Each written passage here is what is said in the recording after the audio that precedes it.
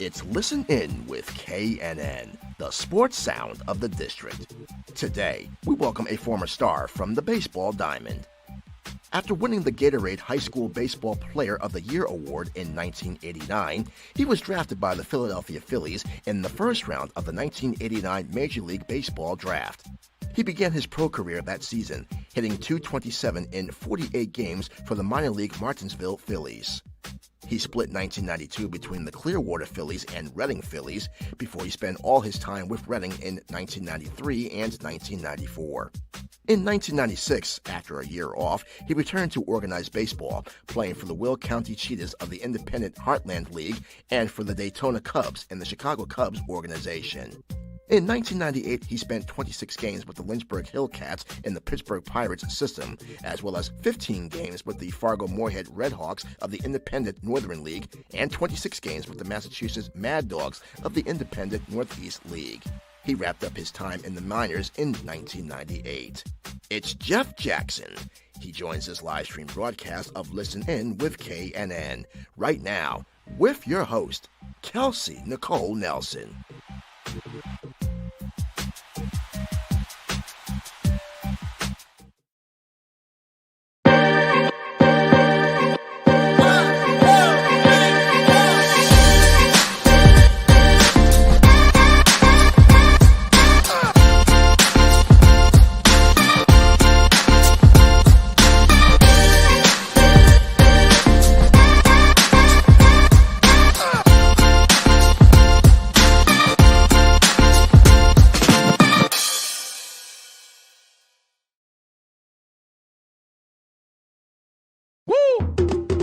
It's Listen In with KNN, the sports sound of the district. We bring you the biggest guests, great analysis, and the hottest sports stories in the nation's capital and beyond.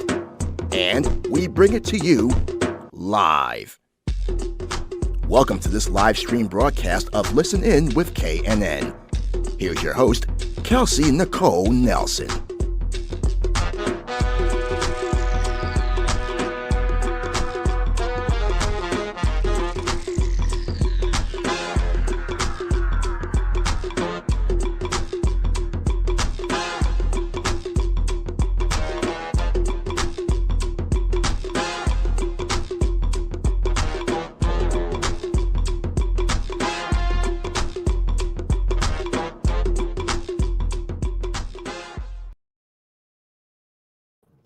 All right. Hello, everyone, and happy Saturday. Welcome to another live stream edition of Listen In with KNN Sports Talk Radio Show and Podcast, presented right here on our home station, Fox Sports Radio, 96.9 FM and 1340 AM. Now, I am so excited. Look, we have so many sports going on. I know we all saw the NBA Finals, but guess what? Sports is still in full effect. As a matter of fact, congratulations to the Milwaukee Bucks for becoming champions. What an incredible series that was.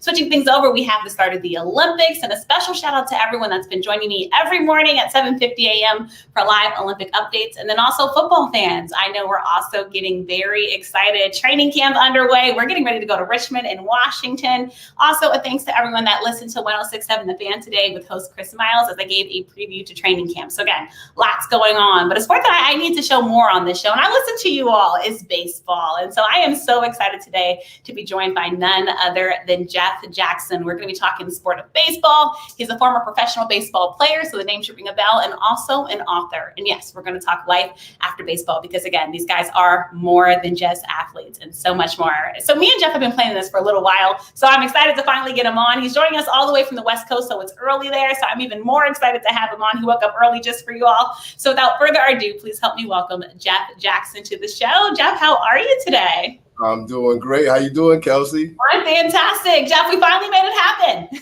I know, right? We seem like we've been playing phone tag for a couple months now, right? But look, I was going to make sure I got you on, Jeff, because I'm just excited to tell your story. And when I say Jeff is the most cool, laid-back guy, Jeff's like, yeah, no problem. We can do it another day.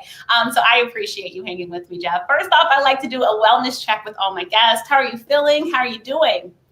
I'm doing okay under the circumstances. I mean, I'm a little sick. I mean, I caught a little flu bug about a week ago, so I'm just getting over that. So if I sound a little stopped up or, little nasally. That's the reason why. But other than that, I'm doing great. Thank you for asking. How about yourself? Of course. I'm doing well. I am doing well. Like healthy, blessed. I wish you were feeling better, though. I wish I could give you some of my health, Jeff. But I'm glad you're still rocking and rolling with us. And Jeff, let me ask you. So you're living in Cali right now, right?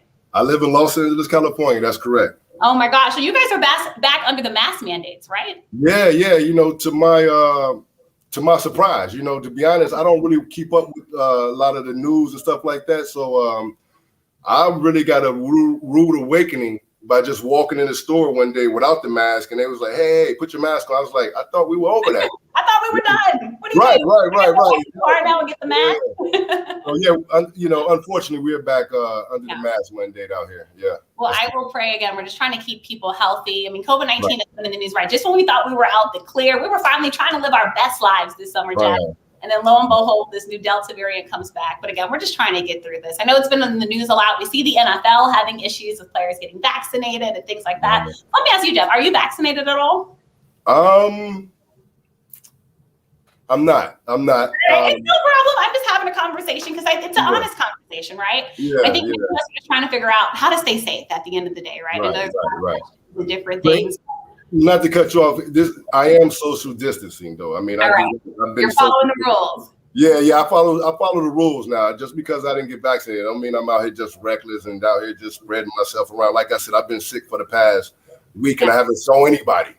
I literally haven't saw anybody. Everybody's been calling me, asking me what's going on. I was like, listen, I'm quarantined. I don't have COVID, but my immune system is weak and I'm sick right now. I have a flu, so let's not hang out. You know, I'll give you guys a call when I'm ready to get back out there. Yeah. Okay. We're just glad that you're being safe and your family's okay too, right, Jeff? Absolutely. Yeah. Everything's good on this end. Okay, good. So how do you like life in Cali? It's a change from Chicago where you're from, Jeff.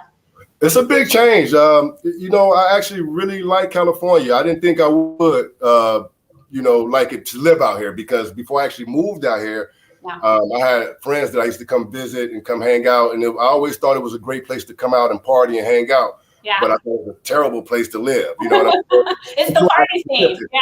The party scene, absolutely. So once I actually moved out here, I was like, you know what, LA isn't too bad. You know, once you give the people, you know, a chance, and you know, because that's the biggest, you know, mishap that I think of people, you know, have when they move out here is they, you know, the fake people, quote unquote. You know what I'm saying? But I say, if you find you a good circle of friends, a good group of people, then I think you can, you know, you'll be okay in California. You can live out there. You just got to find the real ones, is what I'm hearing, Jeff. You got to find the real ones out there. And I know you could, And we're talking about Chicago, so let's start there. Let's talk about life growing up in Chicago. And Jeff, I'll tell you, I also have family from Chicago. So I got to hear first, what part of Chicago are you from, Jeff? I am from the south side of Chicago. Yes, proudly repping. Yeah, they call it unfortunately, they call it the Wild Hundreds now.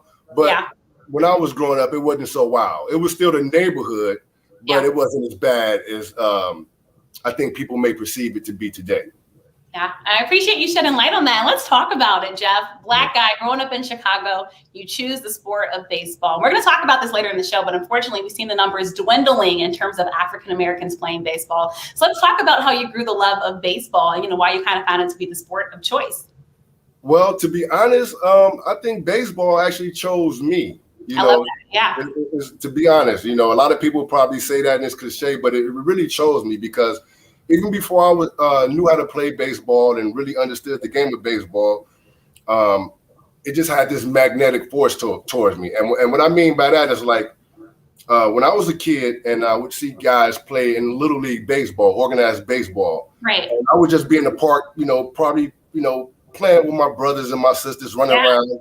And I would just immediately be gravitated towards the games. I would look at the uniforms and I would hear the guys over there having a good time. And I would just stop what I was doing. And I would just, you know, it was almost like I was being pulled towards the game. And I would just sit there and watch for hours and not even knowing how to play the game, not even knowing I was going to ever be a baseball player, right?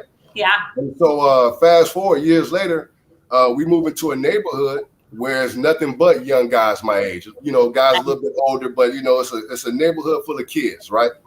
And we moved there and, you know, me being a new guy, I don't know anyone. And I'm just sitting on the front porch for the first time, you know, just get acclimated to the neighborhood. Yeah, trying to learn things. Yeah. And fortunately for me, it was about, and it's funny because I don't know how old school people are here watching, but it was a cartoon called Fat Albert back in the day. Oh, we remember Fat Albert. We're not that young. Absolutely. So these group of guys, I like it till they were like Fat Albert in the gang, and the leader of the gang was a guy named Patrick, right? So he just came up to me one day, and as I'm sitting on the porch, it was about 8 guys, and I guess they was on route to go play baseball. Right. He came up to me and he was like, "Hey, look, man, hey, you want to come play baseball with us?" I was like, I don't know how to play baseball. I'm new around here. And he was like, "Don't worry about it. Come on, I'll teach you." And then from that day, he took me and began to teach me the game of baseball. And from there, the rest is history. I just fell in love with history. Yeah, you just fell in love with it. And it's cool because growing up in Chicago, so the Bulls, you weren't trying to be, in basketball or I'm saying this about, did you try basketball at all, Jeff? You're laughing. Absolutely. Well, I played basketball. I didn't play high school. I played organized grammar school, middle school. I played on the basketball team. I actually love basketball. In the neighborhood I'm from, you have to play all 3 sports. In order to just hang out, you know what I'm saying? I'm from an athletic neighborhood, so even if I didn't want to play, I would have had to learn, or I would have just been playing by myself because everybody in my neighborhood was athletes for the most part. Yeah, everybody. Lots of talent comes from Chicago. A lot of big names. So look, it makes sense. It makes sense that it started young. We got a real question for you, Jeff. All right. So growing up in Chicago, which chicken place is better, Harold or Big Jones? From our listeners. I mean, not to cut you off, we got to go with Harold's. I mean, what's the other one you said? Big Jones. Big Jones. Oh, no. No disrespect to Big Jones. I'm sure they got some good chicken, but I was Harold's all the way. But the funny thing is, I'm vegetarian now, so I don't indulge. No more chicken. You can't go to Harold's now. No Harold's for me. Fries, I guess. Oh, I can eat the fries. I can eat the fries with the mild sauce, but the chicken and the gizzards, all that, not doing it no more. Nah, I have my turn. Life, though. I can't blame you for that. There's a big debate that's going on. So I'm in DC, Jeff, and you're in Chicago, and we keep having this debate about who has the real mumbo sauce. And of course, being in DC, we had the mumbo sauce. Y'all, it's okay. You took the ingredients and made your own, but it's from DC, right, Jeff? We got to settle it for once and for all. You're gonna get me in some trouble today. I'm sure DC sauce is great. I'm sure, but I can't say. I don't think it got nothing on Chicago. No, Jeff, that hurts. I'm so sorry. I'm sorry. I apologize. It's okay. It's okay. All right, we're gonna continue on. I wanted to take some more questions from fans. We have another great question. Did the Yummy Sandifer murder shake you up when you heard about it? Wow. You know what? Actually, it did. Unfortunately, because back then, those were like the first time you was hearing of really like kids being, involved with the murders and the bodies and stuff like that. So yeah, for him to be so young, that went, unfortunately now it's normal in Chicago. Kids, killing kids every day. That's unfortunate. But back then, when that happened, that was really, that was a sad situation. Yeah. So unfortunately, I felt that way. Yeah. And you talked about Chicago, and unfortunately, when people hear it in the news now, Jeff, it's usually for bad reasons, right? Usually about crime happening and things like that. So being from the area, being from Chicago, what do you want the world just to know about Chicago? Since unfortunately, like you said, much of what the world is hearing is just negative news. And how do we kind of change that narrative, change that tide? How do we keep positive? And how do we change, hopefully, the situation? That's a great question because it's no one answer. You understand what I'm saying? There's so much stuff going on in the city now that it's almost you don't even know where to start. But the thing is, I think we need to start with the kids. You understand what I'm saying? Because those are the ones who are involved in I guess the crimes and and the violence right now, and unfortunately, because they're the future. Those, that's what we're going to be depending on in the next 10 to 20 years to take care of us. That's right. So, what I think it is, we basically if you want to put a long story short, I think we need to get in there and open up some youth centers and start to really focus and put a lot of attention on the youth. And I think if we can do that, then that can be the start of change. You understand what I'm saying? Because Chicago is a beautiful city. I was just there last week. And when I went back, and I was like, wow, I didn't realize Chicago was this beautiful. Yeah. And I grew up there, but every time I go back, I I gained more and more appreciation for the city, Yeah. But it's so unfortunate that we're going through what we're going through right now, because it's some beautiful spirits in Chicago, meaning people, and it's a beautiful city. You know what I'm saying? Beautiful. I love visiting Chicago. But I think you're right. We have to invest in the children, invest in the kids. After school programs are important. Community centers are important. Look, I'm a Boys and Girls Club kid myself, so I realize that importance firsthand, Jeff. So I completely agree. We just have to invest in our young people. We can't give up on them, but I definitely think tides can change. So I appreciate you shedding light on that, because there's no place like your hometown. And it's great to hear, Jeff, that you still go back. So do you still have a lot of family in Chicago? Oh, yeah. Well, my primarily family, like as far as my mom, my brothers and sisters, we all left. But I have cousins there. I have uncles, aunties, nieces, nephews. Yeah. So, primarily my family is still in Chicago. Okay. I didn't get back often in the beginning, just because, life, life was just I was just dealing with life. So, and other reasons, we'll probably talk about that a little bit later. But as of lately, I've probably been in Chicago in the past, 6 months, maybe 3-4 times. Okay, that's good though. Yeah, I'm there all the time. It's almost like I need to get go to Chicago. Absolutely. That is great to hear. All right, so all my listeners are trying to take my job from me, Jeff, because they're getting all the questions. So we're going to keep on with the fan questions. This is from Mike Patton, a faithful listener of this show. Who was a player that you got basically molded your game after growing up? That's a good question. Yeah, Mike has some great questions on this show. Yeah, you do have some great questions. You know what? As a kid, I didn't have one particular player. I liked, whoever was, I guess, the man at the time.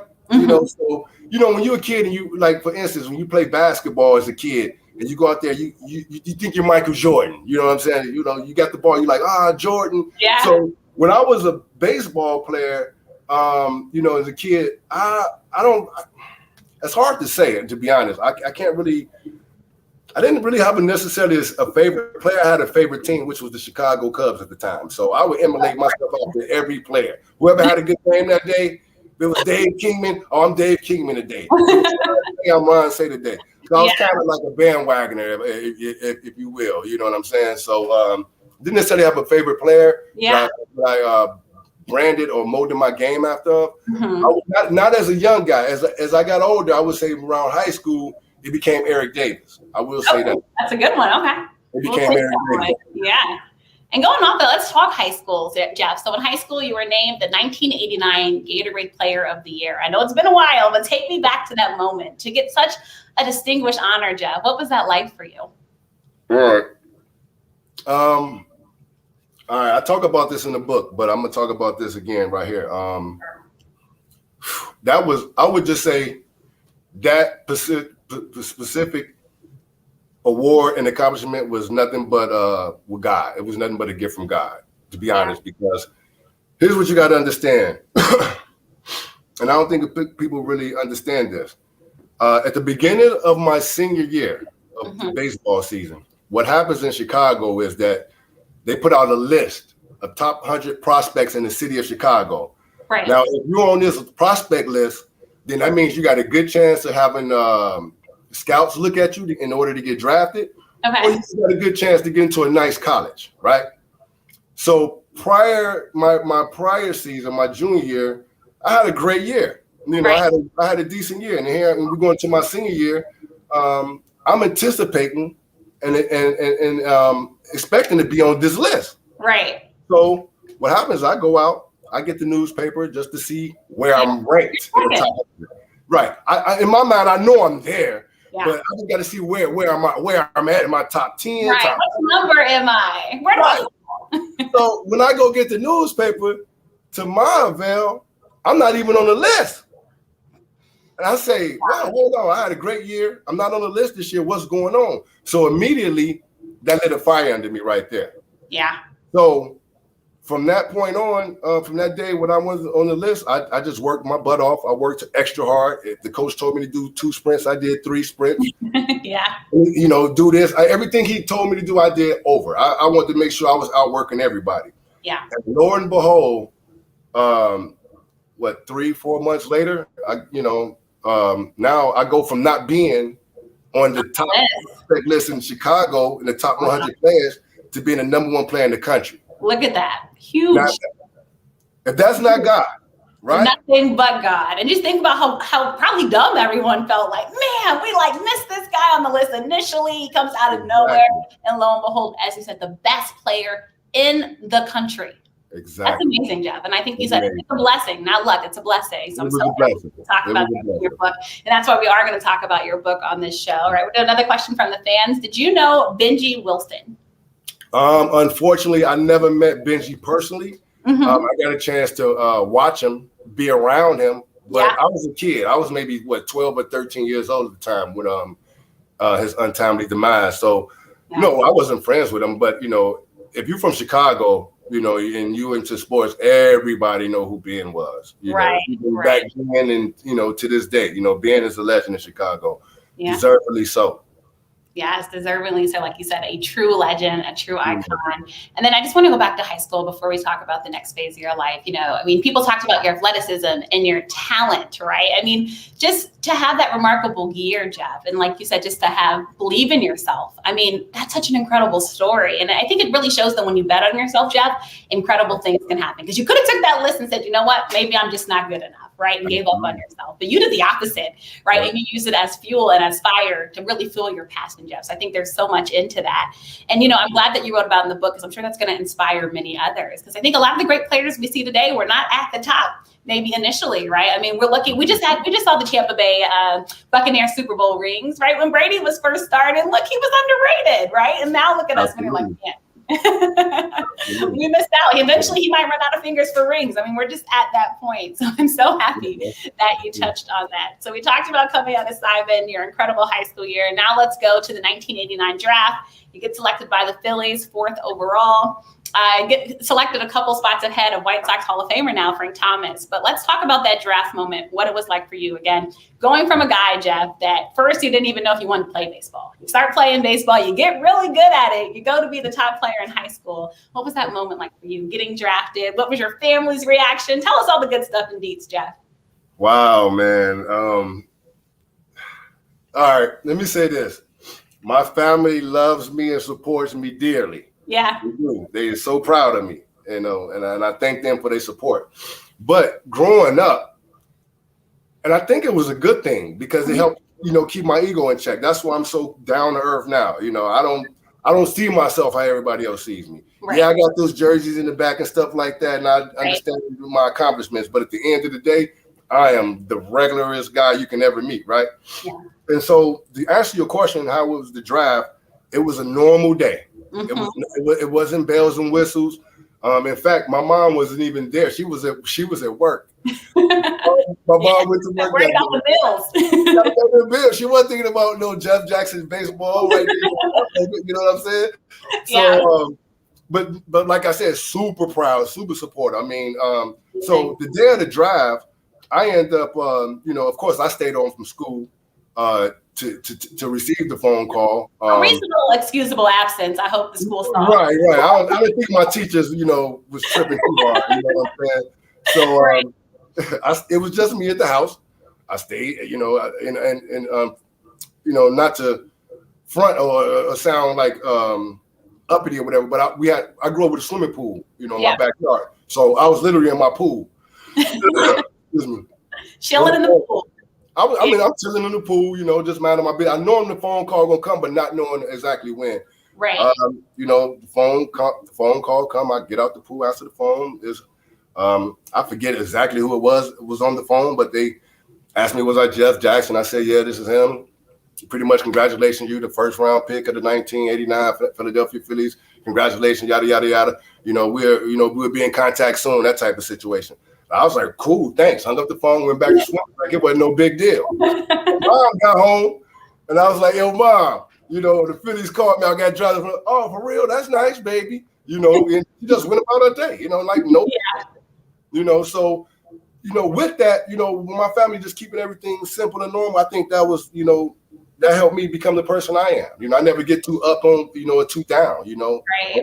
or anything. Whether, whether it's a great accomplishment, it's like, oh, I appreciate it, but I don't, necessarily let myself get too down either. I try to stay right in the middle. That's huge. Because I'm sure throughout your career, you probably did deal with some people with egos, right? Yeah. And so I'm sure when you kind of have that humbleness in you, and I always preach, be humble, don't be humbled, because I think it's a great life lesson for many, Jeff. I think it probably helped to kind of prepare you for some of the people you're going to be around, right? Because you were humble and you could take that, but not everybody's like that, especially in the sports world. And so, you get drafted. You got a signing bonus too, right, Jeff? Oh yeah, absolutely. Yeah, How nice was that? You guys told us everything you did with it, Jeff, but that's pretty nice, right? yeah. It changed my life, my family's life. Back then, like right now, if I was to say what I got, that's chump change to what these kids getting. Now. But back then that was considered nice money. You throw $200,000 at a 17-year-old kid. $200,000 was like $2 million back then. Right. So it's a different ball game. So yeah, at the time, it definitely helped. It came at a good time, and it definitely helped my family and helped myself out for sure. And that's great to hear. And we talked about the '89 draft. I'm trying to take myself back, Jeff. So I wasn't born at that time yet, but I'm going to assume was this when we had the corded phones still? We had the corded phones, right, Jeff? In '89, we were just getting. You had to go in the house. You heard the phone ring in the house. You had to go in the house to get the cord. Absolutely. You had a wireless phone at best. Exactly. Yeah. Guys now are spoiled. They got their cell phones everywhere. They got their Apple Watches and everything, Jeff. So it's much easier to get that call and that noise. But I appreciate you shining light on that. And so let's go. You said it. You were 17 years old, right? You're 17 years old. You start your career off in Martinsville, Virginia. Much different than Chicago, Jeff. So talk about what that culture changed. Look, because even in the DMV, I'm not sure everybody knows where Martinsville is, all right? It's just different. Right. So talk about what that adjustment was like for you. Again, being so young, going to the minor leagues, getting drafted so high, I'm sure having so many expectations of you. Take us back and kind of walk us through that transition. Okay. So you said I was 17. I was 17 years old. Yeah. But mind you, just turned 17. I was only 6 months into being 17 years old. So, I would say it was a culture shock. It was definitely a culture shock because what you have to understand, I'm from the south side of Chicago. Yeah. And, for people who do know about Chicago, unfortunately, it's a segregated city. Mm-hmm. Where the blacks stay with the blacks, the whites stay with the whites, right. So on and so on. So, all my life, all I knew was black. I always played with black players. All my friends were black, my teachers, everybody, my whole community. Right. So going to Martinsville was definitely a culture shock because my world literally turned upside down. Literally one day I'm in the hood. Yeah. With my homeboys. The next day, first time ever, I'm on the plane away from home by myself. Because normally back when I was younger, I traveled as a group with a team. Right. This is my first time ever, going out on my own. And not only going out on my own, but going out on my own, being the absolute man. Everybody knowing who you are, but you don't know no one. Right. So it was a tough transition for me because, obviously the homesickness kicked in. Mm-hmm. I had tremendous amounts of pressure up on me as a 17-year-old kid with, I guess I like to say, carrying two cities on my back, which was the city of Chicago and the city of Philadelphia. Right. Because obviously I'm from Chicago and everybody saw me, reach the heights that I met. Right. And it was, pulling for me by me being a hometown kid. And also now I'm just drafted to this team where I'm deemed to be the franchise player and, looking to bring this, this team out of the bottom of the rankings, and win them a championship. So this was thrown up on me at 17 years old, and like I say, I'm in a whole different environment, something I never, ever been in by myself. So it was tough, to say the least. It was tough. It was I tough. can imagine. I can only imagine, like you said, you're basically in two separate worlds. You probably feel like you're trying to fit into this world, but you're also trying to maintain and be true to yourself, right? Absolutely. So it's kind of like that parallel happening. Like you said, you have all these expectations happening, and it's just very different. I've been to both, luckily, so I just know exactly how different those two worlds are. And you talked about repping Chicago, so I want to go to this question. Did you feel any sense of pride for Simon when you and Deion Thomas won Player of the Year in your respective sports back in 1989? Oh yeah, that was dope. I would say that's one of the highlights of my career because and not only Deion, I mean Jamel Cutler, not to this is a great question, but you missed a player, is what I'm trying to say. It was a guy named Johnny Mitchell, who was actually Player of the Year in football as well. So I think that was the first time ever where a school triple crown, where you have the football player, the baseball player, and the basketball player. And luckily, I was able to accomplish. Luckily you did it. I was able to do it. So that was an amazing. I think that was an amazing feat. That's one of the things. Huge. That's huge. I mean, most places wish they could have that. I mean, that just tells you again how much talent comes from Chicago. And I think it's an amazing parallel and something that I think needs to be brought up constantly. All right, so let's switch back over playing in the minor leagues. You played a great deal of time in the minor leagues, Jeff. Just talk about that adjustment for you and kind of, what worked for you, and then talk about some of the challenges playing in the minor leagues. Again, when you had such big, lofty goals and you're trying to get there, but again, you're just dealing with everything around you. Well, I would just say, off the rip, from day one, it was a challenge for me because, like I said, I think when you're a first round draft pick, and this is what people don't understand, and this is something I want to get across. So I hope any future first round draft picks or athletes, period, I hope they're watching and can take heed to what I'm saying. When you're a first round draft pick, you are a target. And that wasn't explained to me, in the beginning. I had to find that out the hard way. And I say you're a target because you're the first round draft pick. Everybody wants to be you. Everybody wants your spot. So what happens, since they can't have your spot, they try to get their stripes off of you. Meaning that, even I have my own teammates coming at me, hard and, just trying to show me up and just outplay me and outdo me. Right. And so you have that as a first round pick. When you come in, you have those pressures of everybody coming at you, right? As trying to make a rep off of you, trying to outdo you. Right. And second of all, now you got the pressure from the organization and the fans, because the organization paid you all this money and put all these expectations on you. Certain expectations they want you to fulfill. The fans then read all these articles and all this newspaper and all this hype about you. So now they got a certain level of expectations.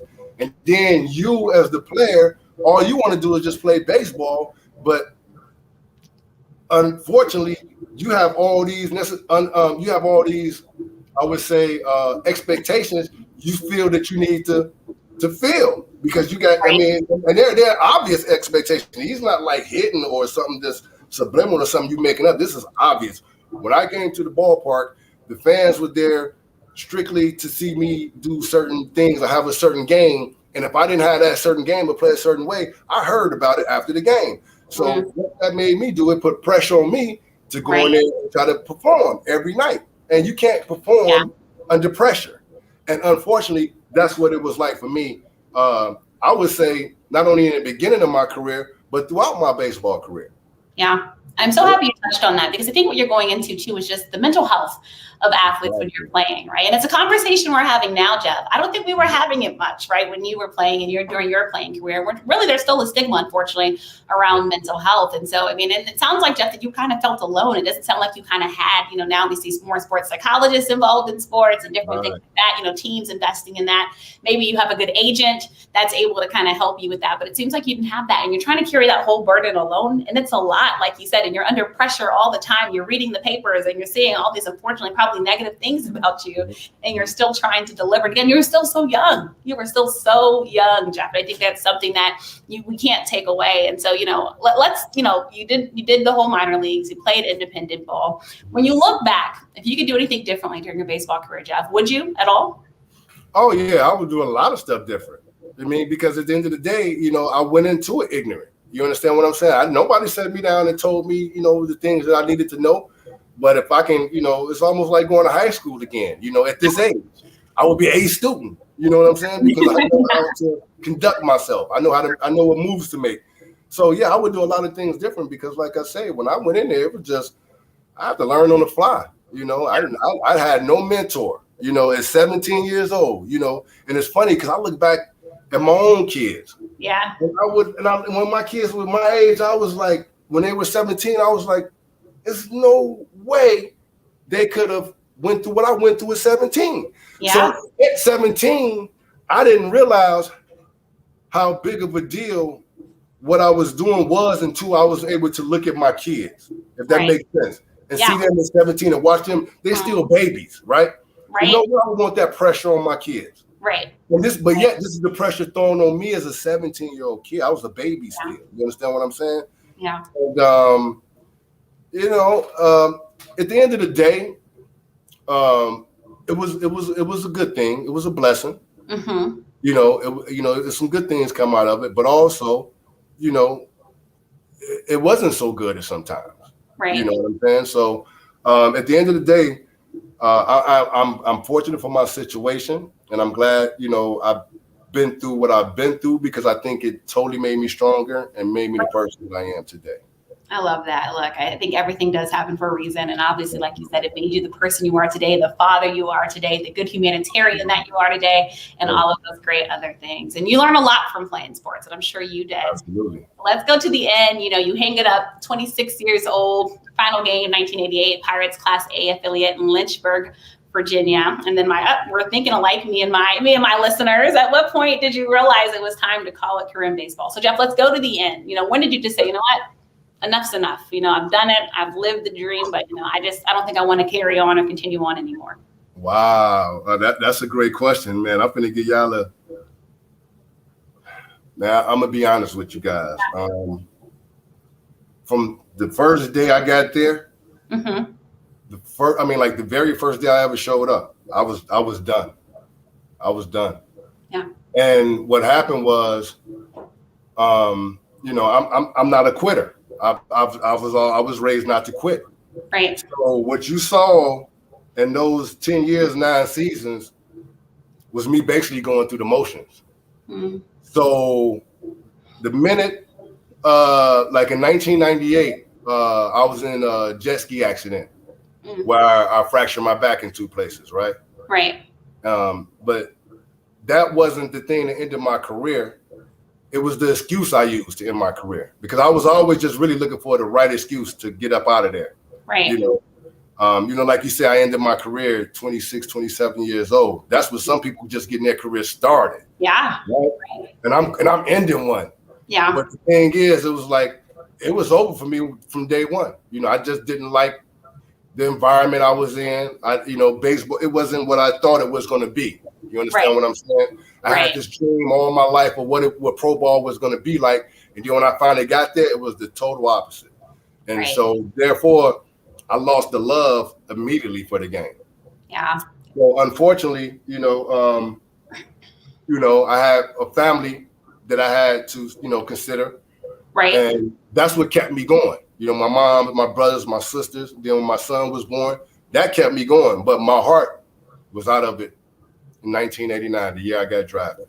Yeah, I appreciate your honesty. And I know it's not easy, again, because you love this sport, like you said. And then when you lose something you love, and you talked about it, you lost the love for the game. And it's something that you had been for so long, right? And you finally get to the top pinnacle, you're the top player in the country, you get drafted high, all of Chicago's proud of you. And then all of a sudden, that fire inside you begin to lose it. It's hard. And like you said, 26, in America, I feel like we still consider 26 a baby. Like that's why you stay on your parents' healthcare, I think until you're about 26 years old. And, but I think the hardest thing, so I want to go from that moment, you end baseball, you've known baseball for so long. So how did you begin to kind of reinvent yourself, Jeff, and find out what else does Jeff Jackson do in his life? Because you're young, you still have a lot of life left, and I'm sure there were still many things that you wanted to do. So let's talk about transitioning from baseball. Was that transition hard for you? And then kind of, again, how did you kind of reinvent yourself into being more than just Jeff Jackson, the baseball player?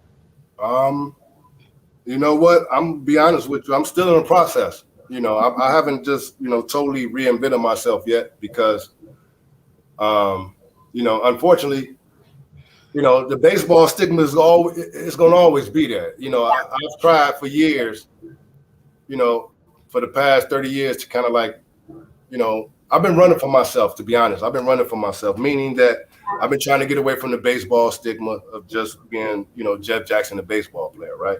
Right. That's something, that, I tried to run from. And unfortunately, I just had to come to the realization and the fact that, I am who I am and I'm always going to be who I am. Right. Yeah. So, and as far as reinventing myself, what I didn't want to do is I didn't want to become a coach. I didn't want to become the typical, after your career is over, now you go coach or, and live the rest of your life. I feel like I was more than just a baseball player, even when I was playing baseball. Right. Right. So, I was looking forward to, not playing again so I can go out because like you said, I played baseball all my life. That was all I know. Yeah, it's what you knew. Yeah, that was all I knew. So I was looking forward to the opportunity to when it was over so that I can figure out what I want to do next. Right. And, it took some time, before I could even consider reinventing myself, I had to go through something that was called the dark night of the soul. I went through a lot of depression. It wasn't just that easy. I'm going to just be honest. It's not that easy after your career is over. It's not like it's over and the lights go out and then you just, the next day you turn on this other, you turn the switch and, no, right. It doesn't work like that. It's a transition. Mm-hmm. Yeah, and sometimes this transition can last longer than you anticipated, or you can never come out of the transition. There's some people I know that retired from sports and, unfortunately, they're on the streets now because they just couldn't, wrap their head around what they're going to do next, right? So, after a while, of, suffering from depression, going in and out, my ups and downs, I just decided, I kind of let my career come to me. When what I mean by that is that I'm in LA and I'm surrounded by a lot of artists. A lot of my friends are artists and entertainers, right? Yeah.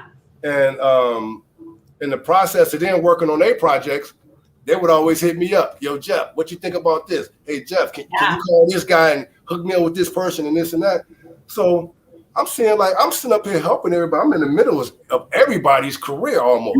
Yeah. A circle of friends. I don't want to say everybody, I'm just this guy. Right. So I decided, I said, you know what? I'm helping my friends, make money. I'm helping them, get their, stuff started. Right. I need to be a part of that. So I started a consulting company. Amazing.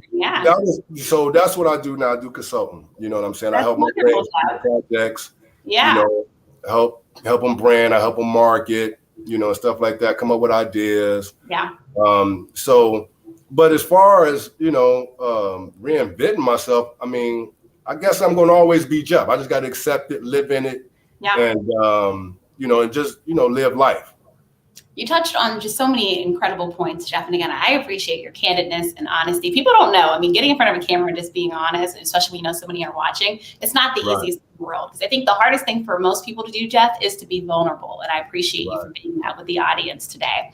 But I want to go back to what you said. And I think, you said we talked about you just doing baseball. And, when you're a kid, Jeff, everyone says, what do you want to be? No one asks you, what do you want to be after you've done what you wanted to be, right? No one asks you that. They say, what do you want to be? And so in our minds, as a young kid, I want to be a doctor, but then maybe when that's over, you're like, well, wait, what do I do now? Because your whole life you had been preparing for that moment. And I think that's why it's so important to make sure that everyone has the talents and skills to be multidimensional. You're multidimensional. I'm sure when you were a kid, Jeff, especially at 17, you never thought you'd be in consulting, but look what you were able to do because you saw you had natural skills and talents that you were able to turn into a business. And I think that's huge. And again, it's just lessons learned that you're talking about. And then I want to go back to what you said about the stigma that you feel like has always surrounded you, Jeff. And again, I know it's hard and difficult, but then for the listening audience out there, when people say Jeff Jackson and they remember your baseball career and they remember just who you are, I just want you to be able to just tell them, what would you like them, Jeff, to say about you? That's a great question, man. You know what? For me not to like interviews, I'm actually enjoying this interview. I really am. That means a lot. Yeah, you're really good at what you do. You're definitely bringing out the best in me. So what I would want people to say, actually, just I was a good human being, just simple. I don't even care if they ever mention anything about baseball because I I'm more than a baseball player. You know, if you want to throw that in, you know, why you mentioned, oh, he happened to be a nice baseball player. That's all you have to do. That's all. That would be cool with me. But I would be more happy with people actually talking about my character. Yeah. You know, the type of person I actually am. You know, what I mean to them or what I've meant to them. Wow. You know what I'm saying? Or how I may have helped them over the years. The baseball stuff, that's the thing that people don't, and I guess that's the funny part in this whole situation, that what I'm known for and what people like me for, I could care less about. And I'm not saying not about the people. I'm not saying about the people. I'm talking about the accolades. I don't live my life off of that. You understand what I'm saying? You know, it's great. And it's funny because you see, I got these jerseys in the back right here and behind me. Yep. Now, let me tell you the story behind that. Okay. These jerseys were literally balled up in my closet, you know, with the rest of the stuff, you know, just stuff that I don't even care about no more, right? And so what happened was, like I said, I was going through, I guess, a transition where I was probably trying to figure out who I am, you know, other than baseball. Right. And when I like I told you earlier, when I came to the conclusion, I am who I am. I can't run from who I am. I got to accept who I am. I'm Jeff Jackson, the baseball player. You know, regardless if, you know, you want to be identified that way or as that person or not, it's you. And so me putting those jerseys up was a reminder to myself is that I am who I am. I can't run from myself. Right. So I got those to remind me who I am and to just, you know, take the good with the bad.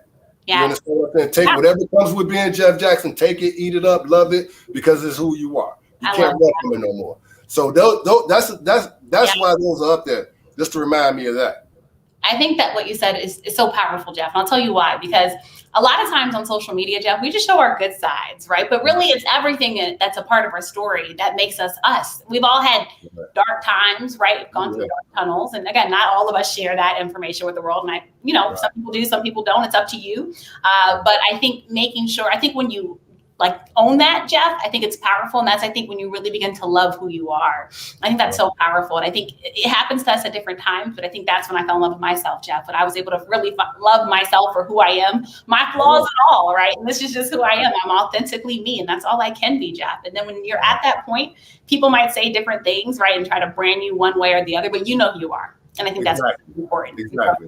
That you shared that. Deborah, you got to tell us now how we can get this book, because you've inspired us all. The gift and the cursed gift, the Jeff Jackson story. Let's talk about this. Let's talk about the book. Talk about what it was like for you to, again, be a baseball player. Then all of a sudden now you're writing like your autobiography, right? And probably weren't even thinking about that. Take us through that process and let us know where we can get the book, Jeff, because I'm sure I'm not the only one that's inspired after this interview. Okay. Well, I'm going to tell you where you can get the book first, because the creation of the book is a couple different stories to that, but I'm going to try to keep it short and sweet. So you can find the book at the JeffJacksonStory.com. All right. The JeffJacksonStory.com. That's my personal website. I want to say it's available on Amazon and all that stuff too. But definitely Amazon. Yeah, everyth's on Amazon, so we know it's on definitely Amazon. But I prefer you to come to me. Anyway, come to my website. You can grab a T-shirt too, a first round. That's right, because you have apparel too. I'm sorry? You have apparel too, right, Jeff? Yeah, it's my apparel. That's why I'm giving a cheap plug right now. So that's what I say. Go ahead to the Jeff Jackson Story to get your book, not Amazon. Sorry, Jeff. So not get in your pockets anymore. Go to JeffJacksonStory.com. Right. Okay. So now, well, the question was, why did I write the book? How did the process of writing the book? Because I don't think many people know what that process is like. I mean, we read the book, but we don't really know the process, Jeff, right? So tell us about that process for you, because you're really putting emotions in words to paper, right? And emotions that maybe you weren't always ready to share openly with the world. So what was that process like? Wow. And I mean, to be honest, that process, excuse me, kind of sent me into a little depression, to be honest, because like you said, I had to go down and dig up dirt and memories of stuff that I kind of like suppressed, right? You know, in order to just be, to be somewhat normal, sane, at this point. Right. So sometimes, you go through stuff in the past. Sometimes you got to just bury it and, put it behind you so you can move on.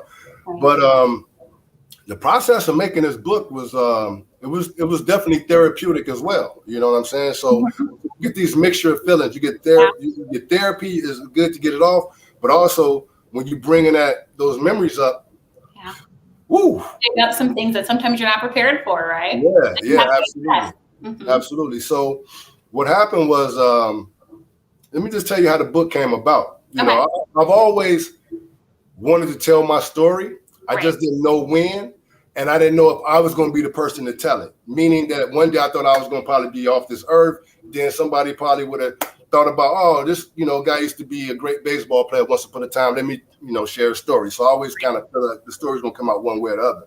Right. But what happened was in, I want to say 2014, 16, I'm not sure. Yeah. But it was a kid from Chicago going through the draft. He was in the high round, like myself, a guy named Corey Ray. I think he was the 5th pick in the draft. I mean, so when it was draft time, of course, they wanted to get some quotes from me, and they wanted to, because they was comparing them to me through the whole process. So, they wanted to get some quotes from me. So me dealing with the media, for so long, I kind of know how they operate, where sometimes you can say one thing and they'll print another. Yeah. Right? So, and at the time, this reporter wanted to talk to me. I was in this, I was in a kind of, I don't want to say a bad space, but I wasn't in the best place, right? Okay. And so when he called me, I knew that he was going to be asking me certain questions that I didn't feel like answering. So what I did, I already prepared myself. I said, you know what? I know what to do. So when he asked me certain questions that I don't want to answer, I'll just say I'm doing a documentary and I can't talk about it because I'm going to put in the documentary, right? Right. You can't share the details. I can't share the details, right? So I go on with this little stick, and lo and behold, when he prints in the article. I'm sorry, I'm over here a little sweaty. No, it's okay. Look, John, this is a family show. Whatever you need to do, right? Yeah. Be comfortable. Be comfortable. Appreciate you. Thank you. So when he prints the article, this guy actually mentions in the article that, Jeff Jackson has a documentary coming soon. I don't have no documentary. I was just saying that just to blow him off. Right. Once that hit the papers, a lot of friends and family were calling me. Oh man, you got a documentary you working on? I'm like, oh shit. I started it. I started something, right? So immediately, like I said, I'm in Hollywood, I'm in LA. A lot of my friends are in the industry. So I start calling my friend. I said, hey man, I gotta shoot this documentary, bro. I need some help. So everybody was like, oh yeah, we got you, no problem. We got you, we got you. So boom. So we started the process. I started doing some interviews. I do a few interviews. I get a couple of friends on tape interview. And all of a sudden, everybody that was helping me, right, kind of like start picking up the phones. I'm like, yo, what's up? Is it money? Because everybody was doing this for free for me, mind you. Right, so right. I got to say that. And these people have jobs, they have other things they got to take care of, but they were doing it for me for free. So I guess we got along in the project to where I guess they decided they couldn't work for free no more, right? Right. So now I'm stuck. Now I say, okay, I got my guys, they're not working. I told everybody, everybody anticipating this documentary. Yeah. Right. So I said, I got to do something. So now I'm sitting there, one day I'm not watching TV, I'm just standing off in the sky, and I'm pretty much praying. Right. I said, God, what do you want me to do? Everybody's, belling on me. I was supposed to put this documentary out. Now I'm looking crazy. And then all of a sudden I heard him say, write a book. He said, write a book. I said, write a book? I said, I can't write. I don't know how to write no book. Yeah. Write a book. Right. And then I swear to God, it's going to probably sound crazy, like clear as day. I'm hearing God. He said, call Dana. Dana is a friend of mine. Okay. A friend of mine from Chicago that's an author. She already had written 2 books already. Okay. Right? So she had experience, yeah. Had experience, right? And so I said, okay. I pick up the phone. I call Dana. I said, hey, Dana, I got an idea. I said, I got a question for you. And before I can get the question out, she was already on board. Because I just called her randomly. I hadn't talked to Dana in probably years. But we were still cool. We still, keep in contact on, social media. Right, yeah. So I called her, I say, Dana, I got a problem. I was working on a documentary. Now I'm thinking about writing a book. But the thing is, I don't know necessarily how to write. Is it something you can, before I can get it out? Yeah, I help you. Do that. Wow, amazing. Yeah. Yeah. So the process was pretty much me interviewing her. Me and her would talk for months. That's great. Yeah. Hours and hours. And every time I would, tell her something, she would come back with some paperwork, come back with something written up. I'd read it. And I would add to it. So I did actually write the book, help write it. I wasn't just a straight ghostwriter. She would write out certain paragraphs and then she'd leave a blank. She's like, fill in the blank. Now tell me what happened here. So she pretty much set the structure up for the book. And I went in and just, nailed, nailed in the hammers or hammer it down, knock down the house, whatever you want to say. All right, we'll use it all. That is great to hear, Jeff. And I love that it sounds like you really put your heart and soul into this book. And I'm sure it opened a side of you that you just never knew. So again, you guys have to get this book, The Gift and the Cursed Gift, the Jeff Jackson story. Jeff, tell them one more time where they can get the book. You can find The Gift and the Curse, the Jeff Jackson story at thejeffjacksonstory.com. Perfect. Thank you so much, Jeff. Thank you.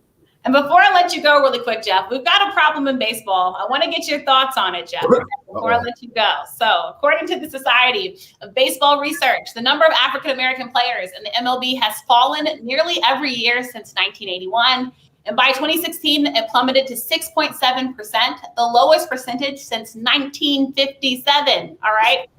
It's falling continuously. And I think many of us have questions. I think many parents I will tell you, many parents I talk to hey, I wish my son would play baseball. You kind of touched on it earlier in the show, but you can make some good money in baseball, Jeff, now. Right. And then your longevity might be better, right? Because we know how long the average span is in the NFL.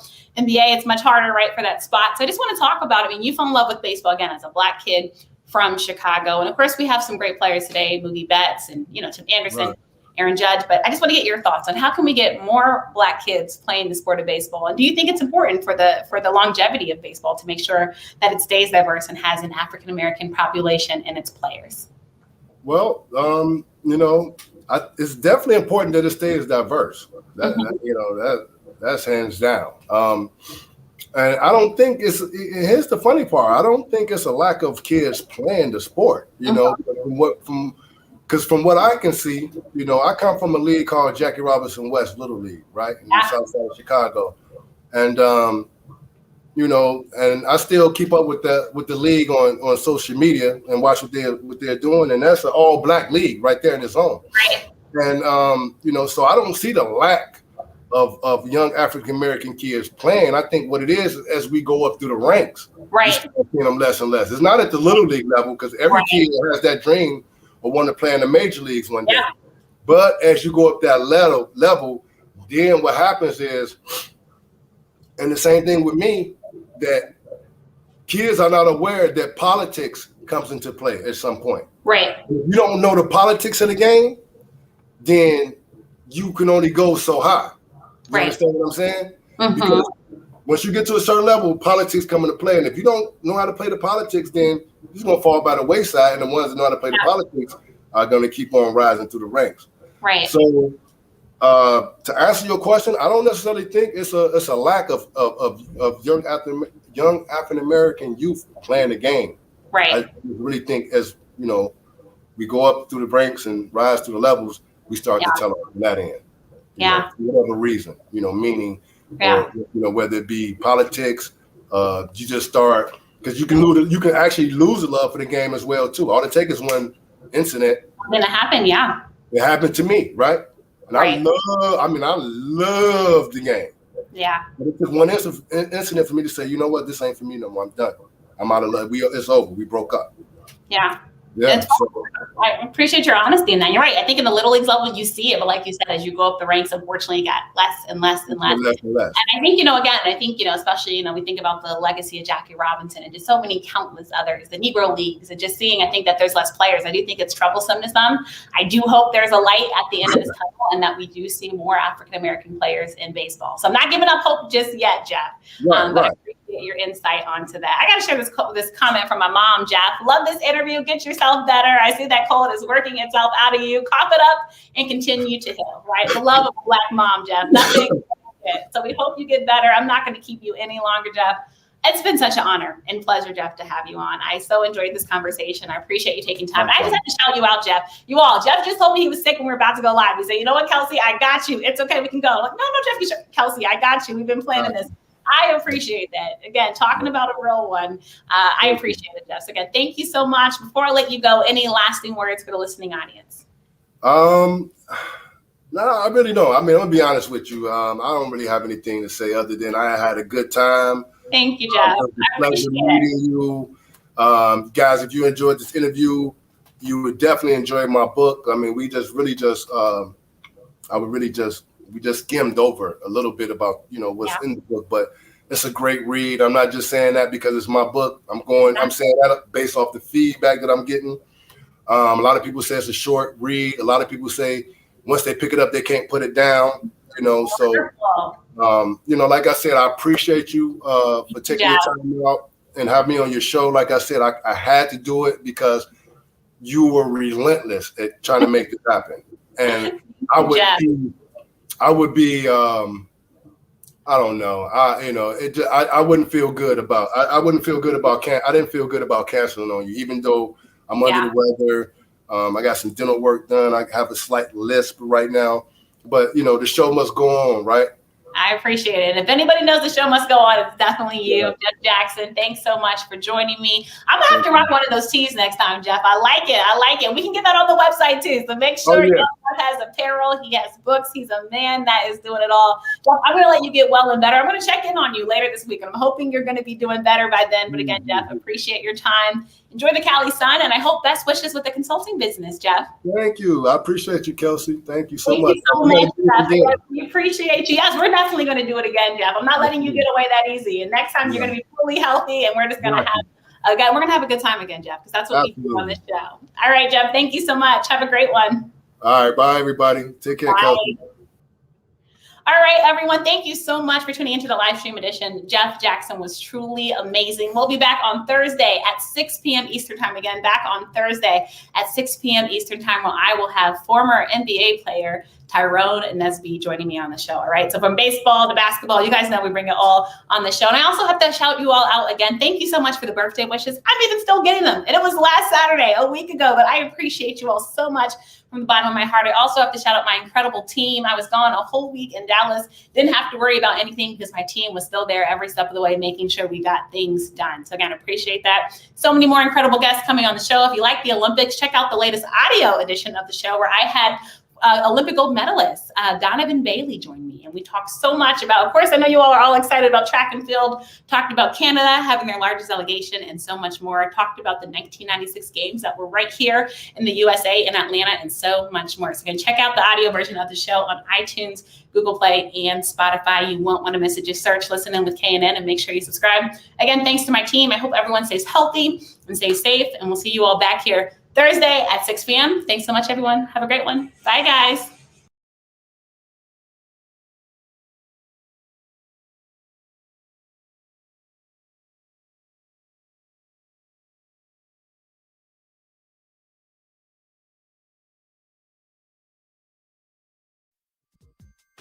Follow Kelsey on social media at The Real K Nelson. Catch episodes of Listen In with KNN on YouTube, on air at AM 1340 and 96.9 FM Fox Sports Radio, on Facebook and Twitter, and online at KelseyNicoleNelson.com.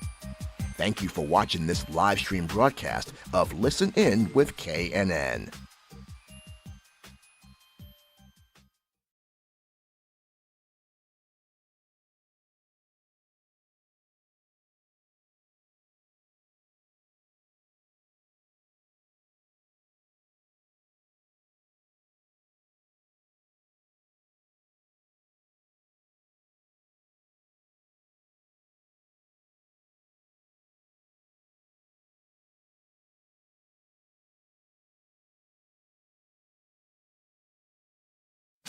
Listen In with KNN on Fox Sports Radio now offers official Kelsey Nicole Nelson apparel in a variety of styles for men and women. Fashionable shirts, leggings, hats, jackets, and more. Order now and get 15% off and free shipping. Just enter promo code KNN. Get your Listen In with KNN wearables today and check out Listen In with KNN on Fox Sports Radio with Kelsey Nicole Nelson.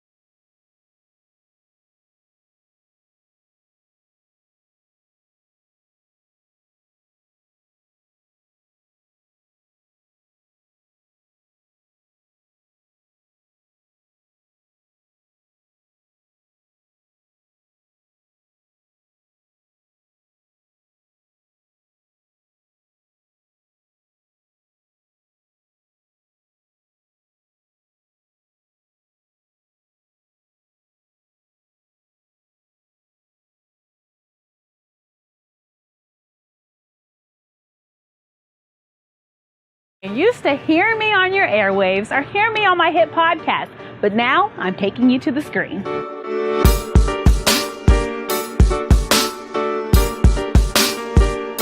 You'll love Elevator Thoughts. We will talk the latest trending in sports. It's game time. What better way to get to know those that visit the show than over some good food and drink? It's time for confessions.